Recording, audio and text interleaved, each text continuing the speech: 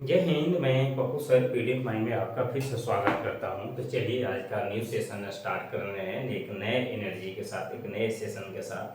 तो चलिए देर न करते हुए शुरू करते हैं। हम लोग बंधुत्व जाति एवं वर्ग पढ़ रहे थे।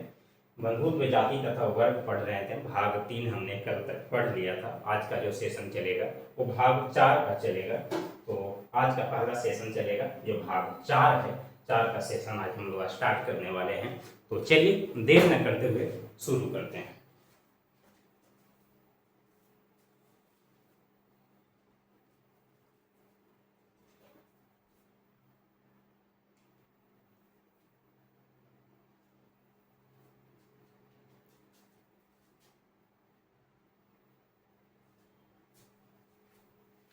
चलिए सेशन को स्टार्ट करते हैं। आज का पहला सेशन हम लोग को चलेगा।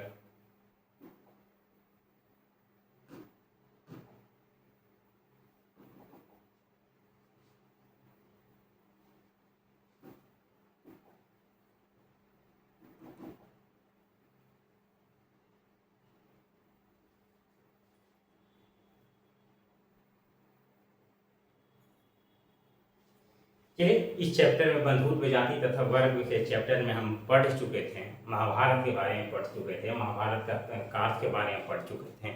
चांडालों के बारे में पढ़ चुके थे। वर्णों के बारे में पढ़ चुके थे। तो चलिए आज का सेशन चलता है। शुरू करते हैं हम। प्राचीन भारत के समझना, सामाजिक नियम, संपत्ति व अधिकार के बारे में पढ़ना है। तो पहले बैक आप लोग को बैक फीडबैक आप लोग को दे दे रहा हूँ कि कल की क्लास में जो हमारे चैनल से नए जुड़ रहे हैं जाकर पीछे वाले क्लास को आप देख सकते हैं। पीछे वाले क्लास में हमने पढ़ा चुका था। तो पीछे वाले क्लास में क्या क्या पढ़ाया था, तो हमने वर्ग चांडाल के बारे में पढ़ा था। चांडाल चांडाल जो हैं वो कौन होते थे, तो जितना गंदे काम करने का जिम्मा जो था वो गंदे काम कौन करते थे, चांडाल करते थे। ये कहाँ रहते थे भाई, ये गांव से बाहर रहते थे। गांव से बाहर रहा करते थे सब। गांव में रहने का ये सबका अधिकार नहीं था। ये गांव से बाहर रहते थे।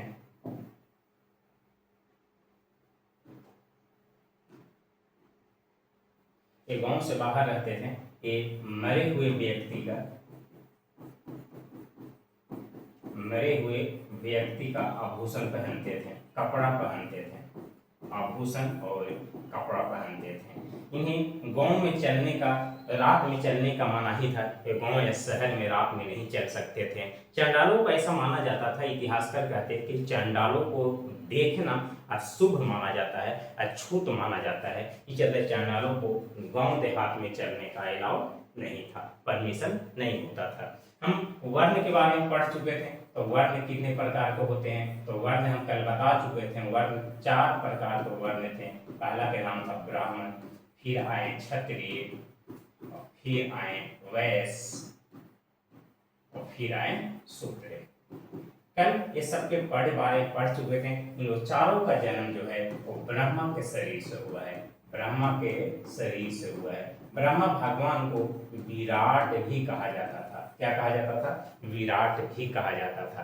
औरतों की, महिलाओं की स्थिति क्या थी, महिला संपत्ति किसके पास होता था, बाप सर ने, जिसे हम लोग गोत्र के बारे में पढ़ चुके थे कि महिला किस गोत्र का इस्तेमाल करती थी। तो अलग अलग इतिहासकारों का अलग अलग विचार है कि कुछ इतिहासकार कहते हैं कि गोत्र, महिला शादी के बाद अपने पिता का ही गोत्र मानते थे। कुछ इतिहासकार का कहना है कि शादी के बाद, महिलाओं का विवाह के बाद वो पति का गोत्र अपना लेती थी। तो अलग अलग विचार है लोगों का। तो चलिए ये सब तो बात की बात रहा, हम लोग के आगे पढ़ना है। कल वाले क्लास में सब पढ़ा चुके थे। जैसे कहा जाता है कि ब्रह्मा को जो है ना, ब्राह्मण को ब्रह्मा के मुख से जन्म लिए, क्षत्रिय जो है वो बाजू से जन्म लिए, वो वैश्य जो है वो जांघ से पैदा लिए, और शूद्र जो है वो पैरों से जन्म लिए। तो कल का शानदार सेशन चला था। कल का बहुत अच्छा सेशन चला था। तो आप पीछे का सेशन जाकर वीडियो यूट्यूब पीडीएफ माइंड हमारे चैनल, यूट्यूब चैनल पर वीडियो रखा हुआ है, छोड़ा गया है। तो आप जाकर को वहाँ जो हमारे चैनल से नए जुड़े हैं वो जाकर को हमारे पीडीएफ को, हमारे वीडियो को आप देख सकते हैं। बड़ा खूबसूरत है, बड़ा मजा आया था उसको देखने में, पढ़ने में, पढ़ने में। तो चलिए आज का सेशन स्टार्ट करते हैं। चलिए आज का सेशन हम स्टार्ट करते हैं। हम लोग को जो पढ़ना है को पढ़ना है। प्राचीन भारत को समझना, प्राचीन भारत को समझना कैसे समझा जा सकता है प्राचीन भारत को। कहता है कि सामाजिक नियम, संपत्ति के अधिकार और महाभारत के ऐतिहासिक संरक्षण। कहने का मतलब कि पूरी की चैप्टर जो है हम लोग को वर्णों के बारे में पढ़ना था, महाभारत के बारे में पढ़ना था। तो कहता है कि अगर समाज के नियम और संपत्ति के अधिकार और महाभारत के ऐतिहासिक संरक्षण के बारे में पढ़ना है तो महाभारत को आपको पढ़ना पड़ेगा। इतिहास के प्रति उत्साही और विद्वानों के लिए एक दृश्य अध्ययन का मार्गदर्शिकता है। चलिए, तो हमारा टॉपिक था, आगे चलते हैं। कहता है कि ऋग्वैदिक काल में स्त्रियों की स्थिति कैसी थी। ऋग्वैदिक काल में, अब जो मेन पॉइंट हम लोग को पढ़ना है वो कह रहा है कि ऋग्वैदिक काल में स्त्रियों की स्थिति कैसी थी, महिलाओं की स्थिति क्या थी, महिला की स्थिति क्या बताता था, महिला के रहन सहन कैसा था, महिला को अधिकार क्या था, महिला को अधिकार क्या नहीं था, महिला क्या कर सकती थी, महिला क्या नहीं कर सकती थी, तो इसके बारे में पढ़ना है। तो चलिए पढ़ते हैं। कहते कठोर पितृसत्ता, परिवार की सारी संपत्ति पर केवल पिता पूर्ण अधिकार होता था। महिलाओं को स्वतंत्र इकाई नहीं बल्कि संपत्ति का एक हिस्सा माना जाता था, उन्हें उपहार स्वरूप दिया जा सकता था। कहने का मतलब सीधा सीधी है कि जो महिला है वो महिला का पिता के संपत्ति पर कोई अधिकार नहीं होता था, पिता के संपत्ति पर कोई अधिकार नहीं होता था, पिता के संपत्ति पर कोई अधिकार नहीं होता था। इसके उपहार के रूप में जरूर दिया जा सकता था। तो जो उपहार के रूप में महिला को जो गिफ्ट के रूप में जो पुरस्कार दिया जाता था, जो उपहार दिया जाता था, जो गिफ्ट दिया जाता था, कुछ आभूषण हो गया, कुछ पैसा हो गया, कुछ कपड़ा हो गया, तो इस पर ही महिलाओं का अधिकार होता था। महिला का अधिकार, प्राचीन भारत में महिला का अधिकार पिता के संपत्ति पर बिल्कुल भी नहीं था। महिलाओं का अधिकार उसके स्वयं के चीजों पर होता था। जैसे विवाह हुआ तो उसको कोई गिफ्ट दिया तो उस पर महिलाओं का अधिकार होता था। कहता कि महाभारत का प्रमाण कहता है कि युधिष्ठिर द्वारा जुए में स्वयं और फिर अपनी पत्नी द्रौपदी को दांव पर लगाना यह सिद्ध करता है कि स्त्री का पारिवारिक संपत्ति पर कोई स्वतंत्र अधिकार नहीं था। कहने का मतलब क्या हुआ कि जब महाभारत में जब दुर्योधन और युधिष्ठिर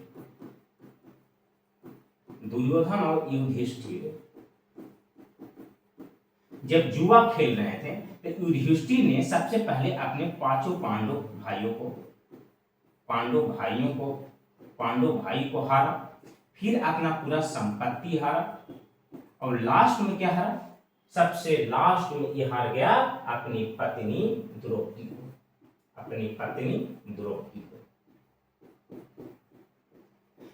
कहने का मतलब है कि महाभारत में युधिष्ठिर और दुर्योधन दोनों चचेरे भाई थे।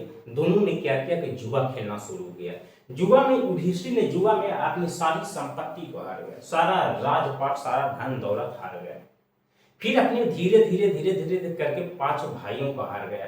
अब 5 भाइयों को हारने के बाद लास्ट में उसके पास उसकी स्वयं की पत्नी बची जो 5 पांडवों से शादी की थी, जिसको नाम था द्रौपदी। और युधिष्ठिर ने द्रौपदी को भी जुए में हार गया। जब द्रौपदी जुए में हार गई तो महाभारत से अनुमान लगाया जाता है कि पत्नियों पर कोई स्वतंत्र अधिकार पत्नी को नहीं था। महिलाओं का अपना फैसला लेने का कोई स्वतंत्र अधिकार नहीं था, ये महाभारत बताता है। चलिए आगे चलते हैं। आप लोग इसका स्क्रीनशॉट कर सकते हैं।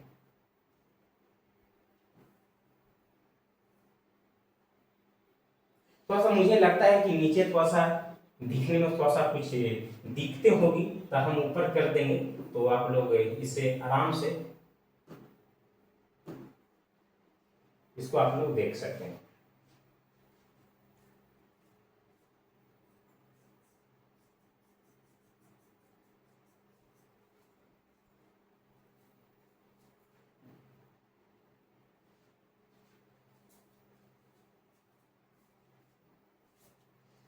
मुझे लगता है कि यहां तक दिखाई देगा,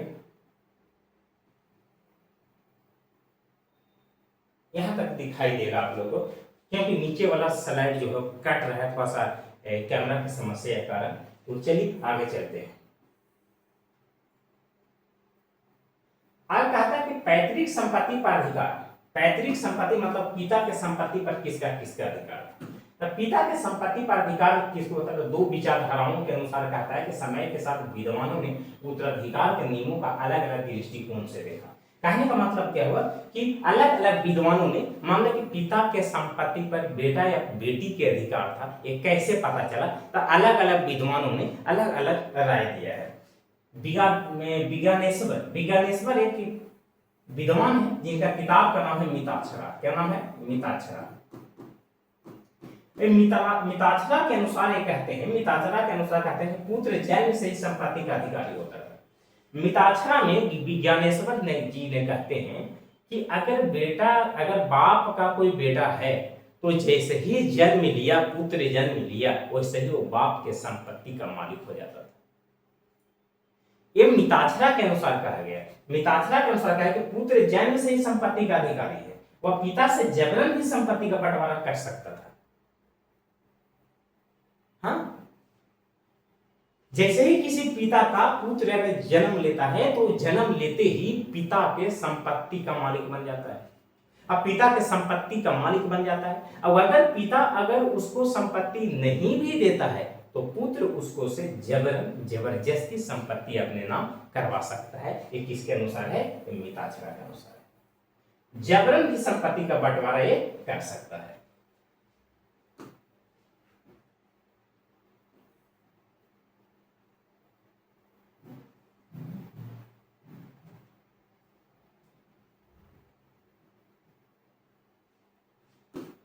किसके अनुसार कहा गया? ये विज्ञानेश्वर मिताक्षरा के अनुसार कहा गया। मिताक्षरा के अनुसार कहा गया कि पुत्र जन्म से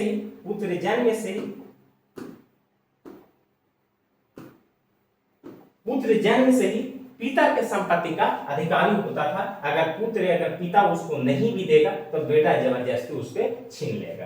आज कहता है कि जिमूत वाहन क्या है? तो जिमूत वाहन एक व्यक्ति है जिनको किताब का नाम है दाय भाग। इसमें कहते हैं कि पुत्र को संपत्ति का अधिकार केवल पिता की मृत्यु के बाद ही मिलना चाहिए। इनके अनुसार दाय भाग के अनुसार कहा कि अगर किसी पिता की संपत्ति है तो हमको तो पता है कि पिता के संपत्ति पर अधिकार किसका होगा? पुत्र का होगा। लेकिन पुत्र का अधिकार तभी हो सकता है, तभी हो सकता है जब एक पिता का मृत्यु हो जाता है। जिमूत वाहन दाय भाग के अनुसार कहा गया कि अगर किसी पिता का संपत्ति अगर पुत्र को देना है तो जब तक पिता नहीं मरेगा तब तक पुत्र को संपत्ति नहीं देना चाहिए। ये कौन कह रहा है? ये जिमूत वाहन कह रहा है दाय भाग। पुत्र को संपत्ति का अधिकार केवल पिता की मृत्यु के बाद ही मिलनी चाहिए। और विज्ञानेश्वर मिताक्षरा के अनुसार कहते हैं कि जन्म जैसे ही बेटा जन्म लेता है वो पिता के संपत्ति का अधिकारी हो जाता है। और अगर पिता पुत्र को संपत्ति देने से इनकार करता है तो वो पुत्र जबरदस्ती अपने पिता से संपत्ति ले सकता है। चलिए आगे चलते हैं। आप लोग इसका स्क्रीनशॉट करते जाइएगा, कॉपी किताब पर थोड़ा सा फास्ट लिखिएगा क्योंकि थोड़ा सा नीचे हम लोग को देखने में थोड़ा सा तकलीफ होगी, तो आप लोग स्पीड में थोड़ा सा लिखिएगा।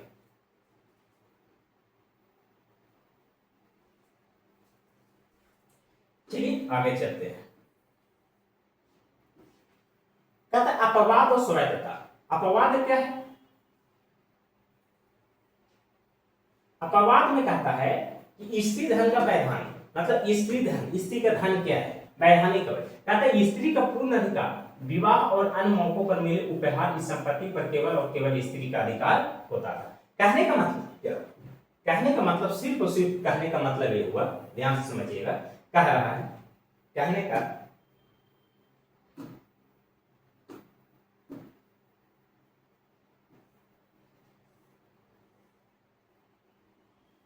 एक सेकेंड,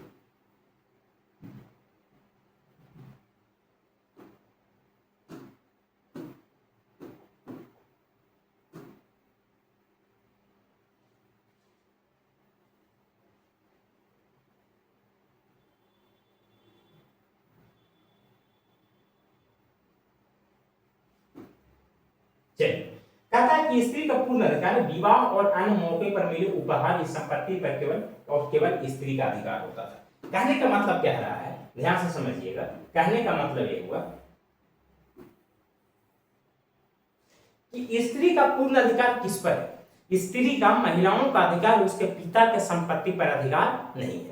पिता के संपत्ति पर स्त्री का अधिकार नहीं होता था। स्त्री का अधिकार सिर्फ और सिर्फ उसको मिला हुआ उपहारों पर है। शादी ब्याह जब होगा तो महिलाओं को, स्त्रियों को जो उपहार दिया जाएगा शादी में, वो उपहारों का अधिकारी ही सिर्फ है महिला। पिता के संपत्ति पर अधिकार उसका नहीं है। कहता है कोई दूसरा व्यक्ति यहाँ तक कि पति भी समान स्थिति में इसका उपयोग नहीं कर सकता है। हाँ, कह रहा है कि जो महिला का जो गिफ्ट दिया गया है, ध्यान से समझिएगा, स्त्री का गिफ्ट, स्त्री का उपहार जो है, स्त्री का उपहार जो है वो सिर्फ और सिर्फ स्त्री का ही अधिकार है। उस पर सिर्फ स्त्री का अधिकार है, स्त्री का ही अधिकार है। उस पर पति का अधिकार नहीं है। अगर पति के आपातकाल अगर कोई जरूरी होता है, आपातकालीन स्थिति में, आपातकालीन स्थिति में पत्नी अपनी पत्नी को पैसा दे सकता है, पैसा दे सकती है, पैसा दे सकती है। लेकिन जैसे ही काम समाप्त हो जाता है, काम समाप्त हो जाने के बाद, काम समाप्त हो जाने के बाद पैसा वापस भी करना पड़ेगा।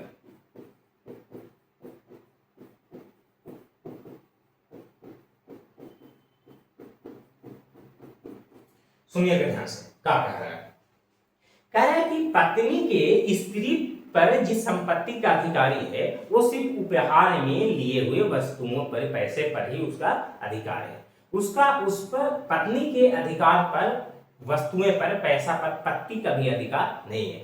लेकिन अगर कोई इमरजेंसी आपातकालीन घटना घटती है और अगर पति को पैसे की जरूरत है तो पत्नी का पैसा इस्तेमाल कर सकता है। लेकिन अगर पति का काम हो जाता है तो वो पत्नी का पैसा बाद में पति को वापस भी करना होता था, ये कहा गया था।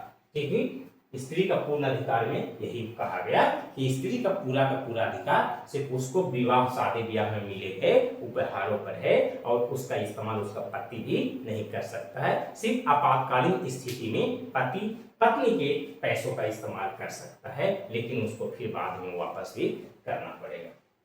चलिए, ये था। आगे कहता है,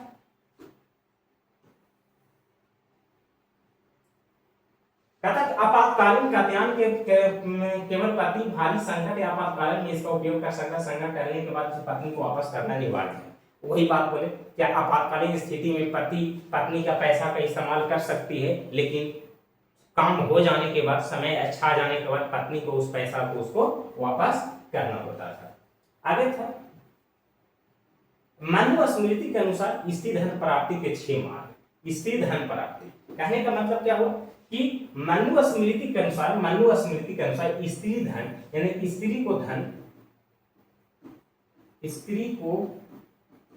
धन 6 मार्ग से प्राप्त होता है, 6 मार्ग से प्राप्त होता था।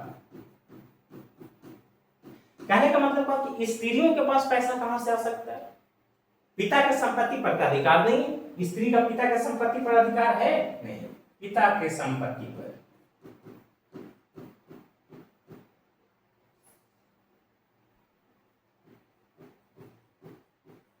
पिता के संपत्ति पर स्त्री का अधिकार नहीं था। पिता के संपत्ति पर स्त्री का अधिकार नहीं होता था।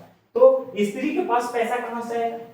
स्त्री के पास धन कहां से आएगा? तो स्त्री के धन आएगा जिसका 6 रास्ता है, 6 चीजें से पैसा आ सकता है। पहला कहा, 1 नंबर में पहला कहा कि विवाह के समय मिले उपहार। अगर महिला के, अगर लड़की का, अगर स्त्री का विवाह हो रहा है तो विवाह के समय जो उसको गिफ्ट दिया जाता है, जो उपहार दिया जाता है, उस पर सिर्फ और सिर्फ उस लड़की का, वो स्त्री का ही अधिकार होता है। विवाह में मिले उपहारों पर अधिकार किसका है? सिर्फ और स्त्री का है। दूसरा कहता है कि माता पिता से मिले उपहार, अगर माता पिता लड़की के शादी ब्याह में माता पिता अगर अपनी बेटी को अगर उपहार दे रहे हैं, कुछ गिफ्ट दे रहे हैं, तो उस पर सिर्फ और सिर्फ महिला का भी अधिकार होगा। तीसरा कहता है भाई से मिलने का उपहार। 3 नंबर में यहां लिख दे रहे हैं, नीचे अगर दिखाई नहीं दे रहा होगा तो हम यहां लिख दे रहे हैं भाई से मिलने वाला उपहार। भाई से मिलने वाला उपहार।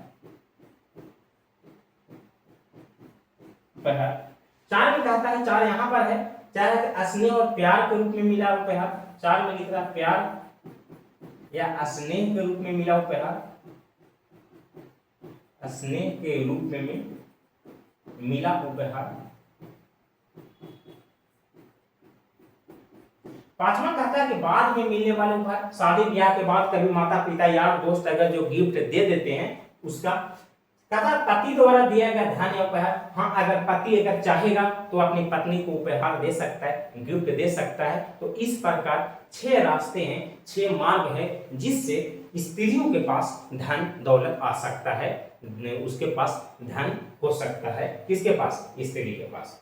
चलिए आगे चलते हैं, एक बार इसको देख लीजिएगा। स्त्री के धन प्राप्ति के 6 मार्ग। पहला विवाह के समय मिले उपहार, दूसरा माता पिता से मिला, तीसरा भाई से मिला, चौथा स्नेह प्यार से कोई दे दिया, बाद में शादी ब्याह के बाद भी किसी लड़की को गिफ्ट दिया जाता है, छठा पति द्वारा दिया गया उपहार, पति भी उसको उपहार दे सकता है। चलिए आगे चलते हैं, आप लोग इसको स्क्रीनशॉट कर सकते हैं।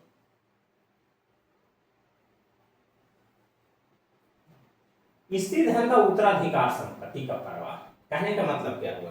कह रहा है, एक कह रहा है कि स्त्री धन का उत्तराधिकार संपत्ति का प्रवाह, मतलब कि स्त्री का जो, महिला का जो उत्तराधिकारी होगा, महिला के पास जो धन संपत्ति होगा, महिला के पास जो धन संपत्ति होगा, उसका उत्तराधिकारी कौन बनेगा? उसका उत्तराधिकारी कौन बनेगा? स्त्री धन से किसको? केवल बेटी का अधिकार होता था। कहने का मतलब क्या हुआ कि स्त्री का जो उत्तराधिकारी बनेगी, स्त्री का जो उत्तराधिकारी बनेगी सिर्फ उसकी बेटी बनेगी, उसकी बेटी बनेगी। हाँ, उसका बेटा नहीं बन सकता है। अगर किसी महिला के पास, मान लीजिए सिंपल सा एग्जांपल, कि अगर कोई महिला के पास अगर बहुत ज्यादा संपत्ति है, बहुत ज्यादा धन दौलत है, तो उस महिला को मरने के बाद वो धन दौलत किसका होगा? सिर्फ और सिर्फ उसकी बेटी का होगा और किसी का नहीं होगा। तो स्त्री धन का होगा, केवल बेटी का अधिकार होगा। स्त्री धन का मतलब होता है स्त्री का धन। स्त्री धन का मतलब होगा स्त्री का धन, यानी कि महिला का धन, महिला का धन। जो महिला के धन है उसका उत्तराधिकारी कौन बनेगी? तो सिर्फ उसकी बेटी बन सकते हैं। यदि कोई संतान नहीं है, हाँ ये भी है, अगर उसका कोई संतान नहीं है, ठीक है, इसका कोई संतान नहीं है, अगर महिला के पास बहुत पैसा है, महिला के पास बहुत ज्यादा पैसा है, वो मर गई, अगर उसकी बेटी है तो उसका सारा संपत्ति उसको बेटी को, बेटा को नहीं होगा, याद रखिएगा, बेटा को नहीं होगा। अगर स्त्री मर गई, उसके पास बहुत सारा संपत्ति है, तो उसको सिर्फ और सिर्फ उसकी बेटी को मिलेगा। अब अगर उसका कोई संतान नहीं, बेटी नहीं है, तो किसको मिलेगा? तो या तो मिलेगा उसको पिता का, या तो मिलेगा उसको पिता का, या तो मिलेगा फिर उसके भाई का। यानी कि महिला के मर जाने के बाद उसके संपत्ति या तो मिलेगा पिता को या तो मिलेगा भाई को। कहने का मतलब है कि पत्नी को मरने के बाद पत्नी का अधिकार उसका पति को भी नहीं मिलेगा। और सोचिए, प्राचीन भारत में था नियम कि अगर पत्नी के पास बहुत सारा पैसा है, पत्नी का जो धन है, स्त्री का धन है, उस स्त्री के मर जाने के बाद उसका संपत्ति से पिता या भाई को हो सकता था, उसके पति का नहीं हो सकता था। यदि अब अगर उसकी बेटी है तो बेटी का अधिकार होगा, बेटी नहीं है तो या तो उसको पिता को मिलेगा या तो उसका भाई को मिलेगा। समझ गए? चलिए आगे चलते हैं।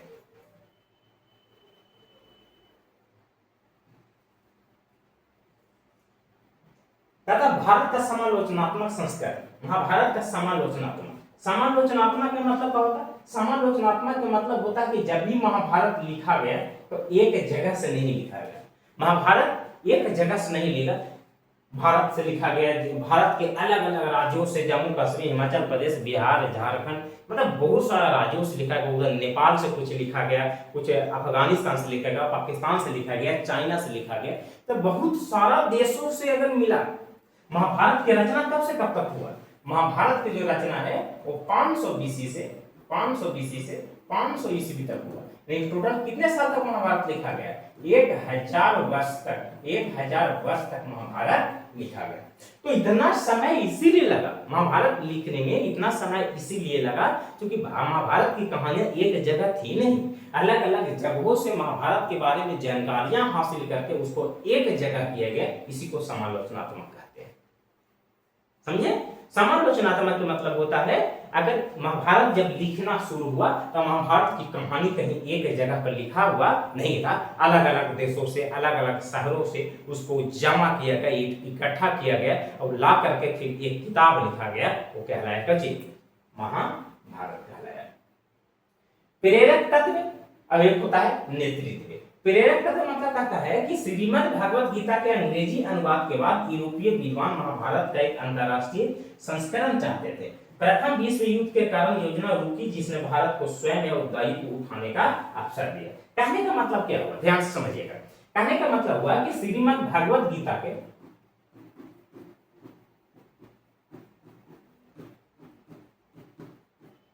श्रीमद् भागवत गीता का अंग्रेजी में अनुवाद करके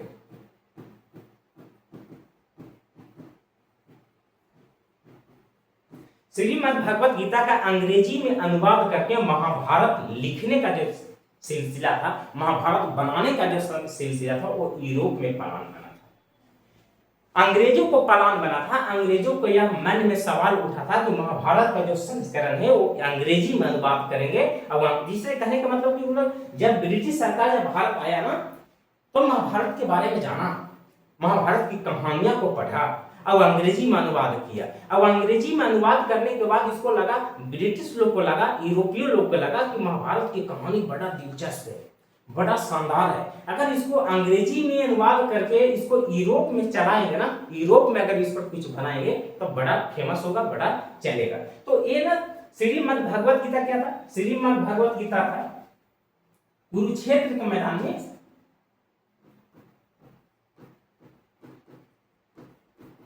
कुरुक्षेत्र के मैदान में श्री कृष्ण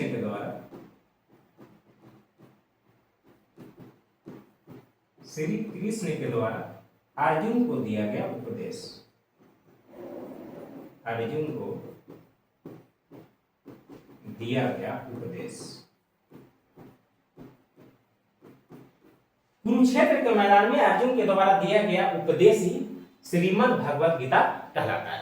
तो श्रीमद् भागवत गीता में यूरोपीय विद्वान महाभारत के एक अंतर्राष्ट्रीय संस्करण बनाना चाहते थे, लेकिन उस समय क्या हो रहा था? उस समय प्रथम विश्व युद्ध हो रहा था। कौन युद्ध? प्रथम विश्व युद्ध हो रहा था, जिसके कारण एक प्लान कैंसिल करना पड़ा।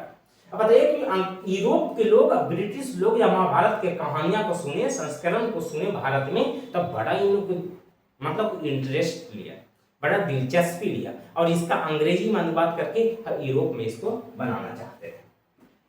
नेतृत्व कौन किया? तब भंडारकर ओरिएंटल रिसर्च इंस्टीट्यूट एक इंस्टीट्यूट है जो महाभारत संस्करण चलाने का जिम्मेवारी उठाया और द्वारा एक संपादक मंडल का गठन किया गया। कहा गया कि महाभारत चलाने का, महाभारत लिखने का, जो अनुवाद करने का, महाभारत बनाने का जो है वो भंडारकर ओरिएंटल रिसर्च इंस्टीट्यूट चलाएगा और इसका एक संपादक मंडल का गठन किया गया। संपादक के मतलब कि जो इसको लिखता है।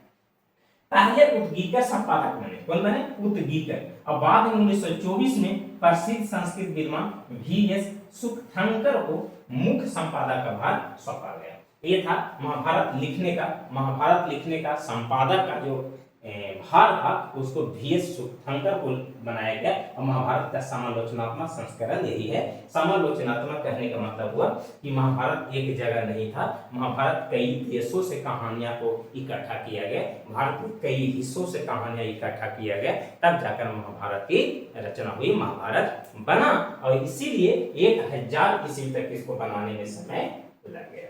चलिए आगे चलते हैं।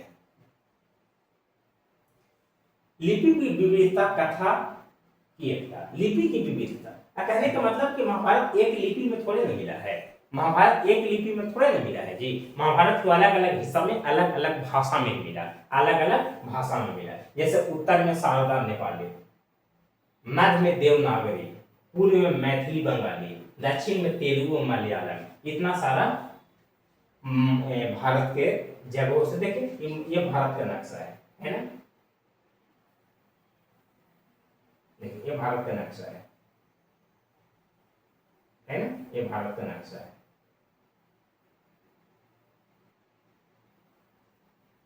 ये भारत है। उत्तर में कहां से मिला महाभारत का जानकारी, कहां से मिला? तो शारदा नेपाली भाषा में मिला। फिर कहा गया कि मैथिली कहां से मिला? तो पूर्व में से मैथिली भाषा में मिला, बंगाली भाषा में मिला। मध्य में कौन लिपि में मिला? तो देवनागरी लिपि में मिला। दक्षिण में कहां मिला? तेलुगु और मलयालम भाषा में मिला। ये महाभारत का संस्करण जो था, वो महाभारत का जो खोज था, वो इस भाषा में किया गया था। चलिए आगे चलते हैं। कहता है कि पूरे भारतीय उपमहाद्वीप के विभिन्न क्षेत्रों से प्राप्त पांडुलिपियों को तुलना की गई। इनकी विविध लिपियों के बावजूद श्लोकों में भारी समानता पाई गई। कहने का मतलब हुआ कि महाभारत जो है भारतीय उपमहाद्वीप के अलग अलग क्षेत्रों से पांडुलिपियों को तुलना किया गया। पांडुलिपि का मतलब होता है हाथ से लिखा गया। पांडुलिपि का मतलब क्या होता है? हाथ से लिखा गया। हाथ से लिखा गया संस्करण को क्या कहते हैं? पांडुलिपि। तब महाभारत का तुलना जो है वो भारतीय उपमहाद्वीप के अलग अलग पांडुलिपियों से किया गया, लेकिन उसमें श्लोकों में भारी समानता पाया गया। अलग अलग क्षेत्रों में जो भी महाभारत का संस्करण था उसमें कुछ और श्लोक था, भारतीय उपमहाद्वीप में कुछ और श्लोक था, उसमें भारी समानता पाया गया था। आगे है शिखर तक की यात्रा, 47 वर्षों का समर्पण। कहने का मतलब कि महाभारत जो है 1933 में विस्तृत भूमिका के साथ संपूर्ण आदि पर्व प्रकाशित हुआ। आदि पर्व क्या है तो ध्यान से समझिएगा। महाभारत में कुल 18 पर्व है। कितना पर्व? 18 पर्व, जिसमें एक पर्व का नाम है शांति पर्व और दूसरा का नाम है आदि पर्व। सॉरी, जो पहला पर्व है उसको नाम है आदि पर्व। आदि पर्व। एक और पर्व है जिसको नाम है शांति पर्व। शांति पर्व। तो कहने का मतलब कि महाभारत के 18 पर्व में जो आदि पर्व है उसका प्रकाशन कब हुआ? 1933 में। आदि पर्व का पहला प्रकाशन, ध्यान से समझिएगा, कहां लिख लो? यहां लिख दे रहा हूं। आदि पर्व का पहला प्रकाशन, आदि पर्व का पहला भाग का प्रकाशन, पहला भाग का प्रकाशन 1933 में हुआ। आदि पर्व का पहला भाग 1927 में हुआ। पहला भाग का संस्करण कब हुआ? 1927 में। आदि पर्व का पहला भाग का प्रकाशित हुआ 1927 में। अंतिम क्या था कि केवल यही श्लोक चुने गए लगभग सभी पांडुलिपियों में समान थे। कुछ ऐसे श्लोक चुने गए जो सभी पांडुलिपियों में समान थे। अब बताइए, बहुत सारा उपमहाद्वीपों से सभी लिपियों की तुलना क्यों किया गया? सभी लिपियों से तुलना इसलिए किया गया था कि बहुत सारा लिपि पांडुलिपियों को इकट्ठा किया गया और जिस पांडुलिपियों में सेम समान जो मिलता था ना श्लोक, उस श्लोक को वहां से निकाल लिया गया। ताकि इस किताब में भी मिल रहा है, चलो इस लिपि में यही श्लोक है तो वो भी लिपि में वही श्लोक है, तो दोनों तीनों लिपियों में अगर समान श्लोक मिलता था उसको वहां से उठा लिया जाता था। 13,000 पृष्ठों का विशाल प्रकाशन हुआ। अब पहले जो आदि पर्व है, आदि पर्व का जो पहला प्रकाशन था वो 13,000 पृष्ठ का हुआ। कितना का? 13,000 पृष्ठ का।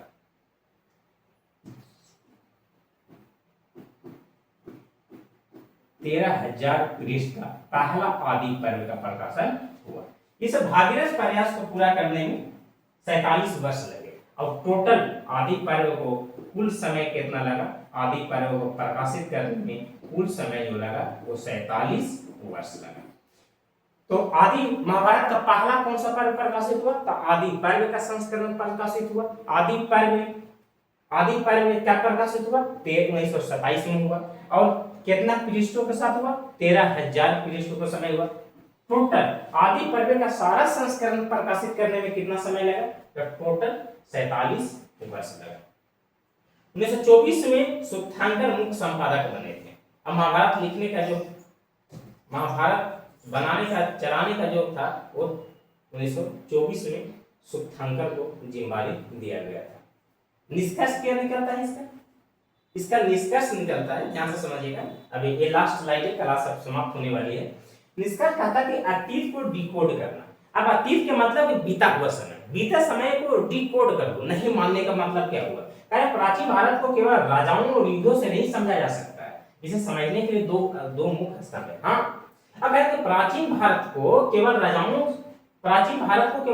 और युद्धों से थोड़ी जान सकते हैं भाई। अब प्राचीन भारत में क्या था, प्राचीन भारत में क्या हो रहा था, हम सिर्फ इससे अनुमान नहीं लगा सकते हैं कि प्राचीन भारत में जो राजा था वो युद्ध करता था।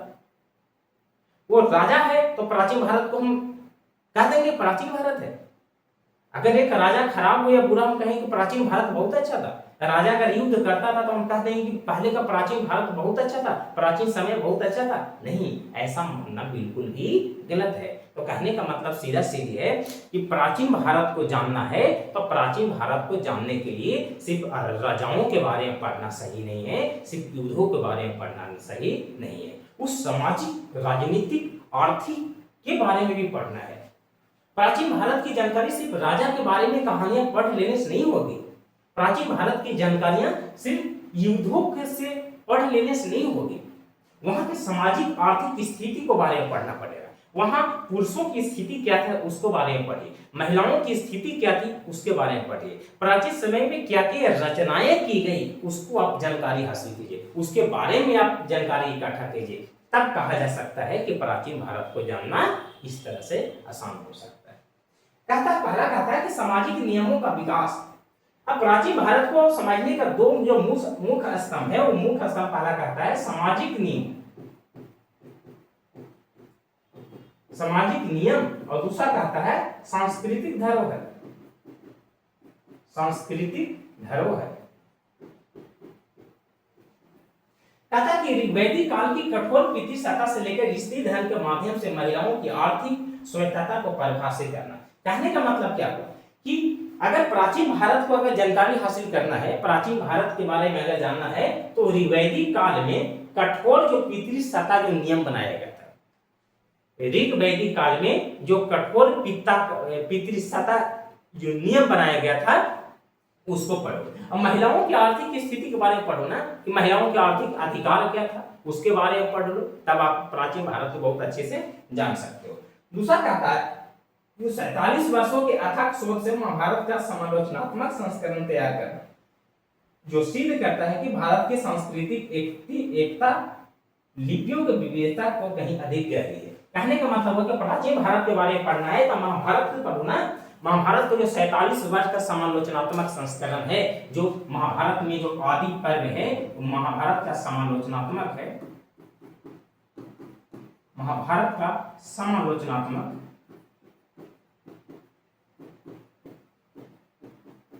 संस्करण, महाभारत का समालोचनात्मक संस्करण जो है वो 47 वर्षों तक तैयार होता रहा है। अब प्राचीन भारत के बारे में पढ़ना है तो इसका संस्करण पढ़ लो ना। इसका संस्करण पढ़ोगे तो आपको सारे के बारे में पता चलेगा, राजा के बारे में पता चलेगा, युद्ध के बारे में पता चलेगा, प्रजा के बारे में पता चलेगा, महिलाओं की स्थिति के बारे में पता चलेगा, महिलाओं के अधिकारों के बारे में पता चलेगा, पुरुषों की स्थिति क्या था, पिता के अधिकारों पर किसका, पिता के संपत्ति पर किसका अधिकार था, महिलाओं की संपत्ति पर किसका अधिकार था, वर्ण व्यवस्था, जातियों के बारे में आपको पता चलेगा। ऐसा कहां से पता चलेगा? आपको 47 वर्षों का महाभारत संस्करण पढ़ना चाहिए और सामाजिक नियमों का विकास के बारे में पढ़ना चाहिए, जो ऋग्वैदिक काल के बारे में पढ़ना चाहिए कि ऋग्वैदिक काल में पितृसत्ता कितना कठोर था, और महिलाओं के अधिकारों के बारे में पढ़ना चाहिए। तब जाके प्राचीन भारत के बारे में हम अच्छी जानकारियां कर सकते हैं, प्राप्त कर सकते हैं। चलिए, तो आज की क्लास यहीं पर समाप्त करते हैं। स्लाइड हमारा समाप्त हो गया है, तो आज की क्लास को हम यहीं एंड करते हैं। तो बड़ा मेहनत से बड़ा खूबसूरत स्लाइड बनाना पड़ता है, इसको बनाने में बड़ा ही मेहनत का सामना करना पड़ता है, बड़ा ही मेहनत लगता है। तो आप लोग के लिए इतना मेहनत करते हैं, तो चैनल को सब्सक्राइब कीजिए, वीडियो को शेयर जरूर किया कीजिए अपने यार दोस्तों के साथ, लाइक प्यारा सा कमेंट किया कीजिए, प्यारा सा एक सब्सक्राइब किया कीजिए, और पढ़ते रहिए, हमारे साथ जुड़े रहिए। हम आप लोग के लिए रोज इसी टाइम पर एक आप लोग से रूबरू होता है, खूबसूरत सा वीडियो, खूबसूरत सा टॉपिक के साथ आप लोग से रूबरू होता रहता हूँ। तो चलिए, खेलते रहिए, हंसते रहिए, खेलते रहिए, मुस्कुराते रहिए और पढ़ते रहिए हमारे साथ। पीडीएफ माइंड यूट्यूब चैनल के साथ जुड़े रहिए। आप मेहनत कीजिए, मैं मेहनत करूंगा। आप आसमान को छूने का प्रयास कीजिए, हम आसमान को छूने का भरपूर प्रयास करेंगे। आप हमें नहीं छोड़िए, हम आपको नहीं छोड़ेंगे।